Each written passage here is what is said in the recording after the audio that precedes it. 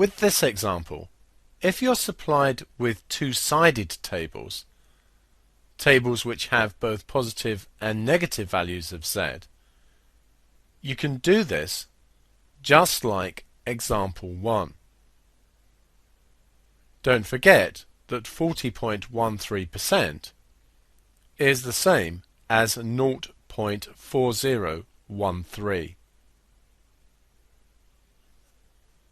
However, if we're using one-sided tables, we need to use the symmetry and take the symmetric point on this side so that the area here is 0.4013 or 40.13%.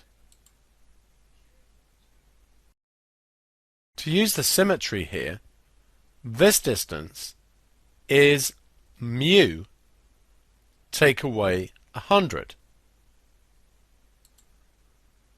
We want to move the same distance above the mean. In other words, we need to move mu take away 100 above the mean.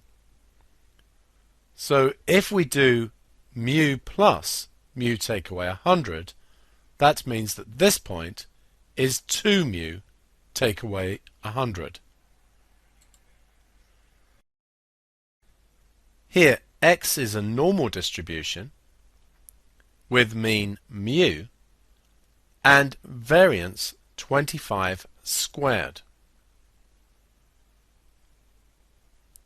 We're after the probability of x being less than 2 mu minus 100, the symmetric point we found, and we know the probability of x being less than 2 mu minus 100 is going to be 1 take away 0.4013,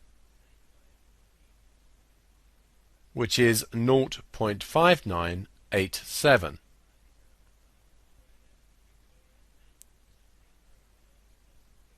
Transforming to get to z, we know that we subtract the mean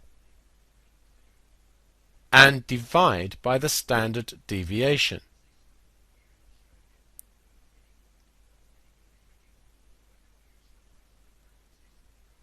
And simplifying this, we get z is less than mu minus 100 over 25 is equal to 0.5987.